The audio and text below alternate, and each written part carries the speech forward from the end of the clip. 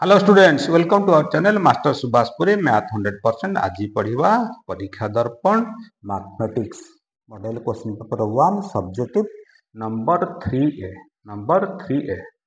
देखो 3A question देखिए, निम्न सारणी अंतर्भुक्त तथ्य मध्यमा निर्णय कर।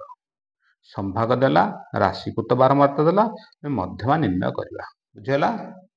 संभाग देछि 5 रु 10, 10 रु 15, 15 रु 20, 20 रु 25, 25 रु 30, 30 रु 35, 35 रु 40, 40 रु 45। संभाग देछि राशिकृत बारंबारता देछि 5, 11, 26, 36, 41, 45, 47, 49। बार करिया मध्यमा निर्णय कर। बुझेला? ताले उत्तर देखो। ताले हम प्रश्न राम कोन थिला? संभाग थिला, राशिकृत बारंबारता थिला। संभाग थिला, राशिकृत बारंबारता थिला। राशिकृत बारंबारता संभाग बाहर करवा केमिति? प्रथम कथा देख, प्रथम कथा बारंबारता बाहर निर्णय करवा। बारंबारता बाहर करवा देख 5 अछि, फास्ट 5 रहिबो।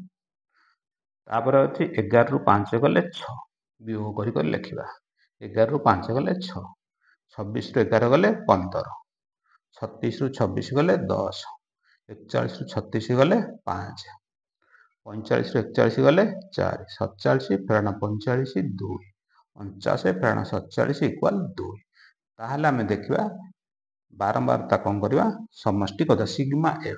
बारंबारता मानकर समष्टि एवं राशिकृत बारंबारतार शेष दीटा गदी समान हैला आमर ठीक अछि ना भूल। राशिकृत बारंबारतार शेषटा हला 49, बारंबारता मानकर समष्टि हला 49, तेणुकर आमर ठीक अछि। क्लियर? ताहले प्रथम तार मध्यम स्थान एम बाहर करिया। मध्यम स्थान एम, मध्यम स्थान 49 है अजुग्म है, मध्यम स्थान 49 प्लस 1 / 2 50/2 इक्वल 25। एम के 25, एम है मध्यम स्थान 25। ताहले देखो राशिकृत बारंबारता 25 कोठी अछि? राशिकृत बारंबारता 25 कोठी अछि? राशिकृत बारंबारता 25 नाही, केते अछि? 26 हला। ताले 26 घर को देखो, 26 हला। ताले 26 हेले एल हला केते? 15, एफ केते हला? 15। क्लियर?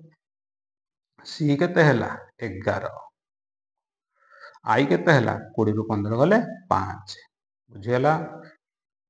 क्लियर?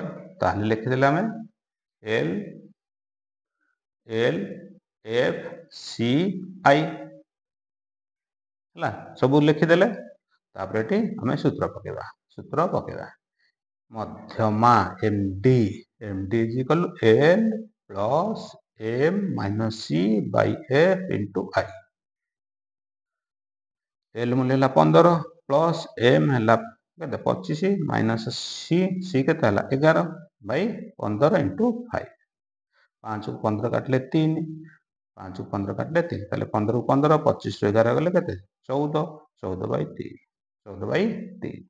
बुझिला? ताले 15, 14 हरण 3, 14 को 3 हरि देवा 4.67, 4.6, 15 मिसे देले 15 plus 4.67 19.67। Answer आसीबो 19.67।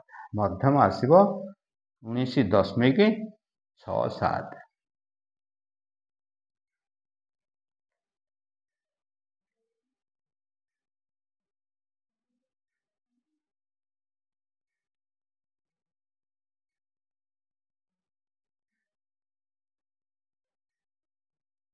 सबुदिन 5टा set subjective objective upload करा जिवो। यदि कार किसी बुझिबार असुविधा होती कमेंट सेक्शन में लिखि जणाइबो।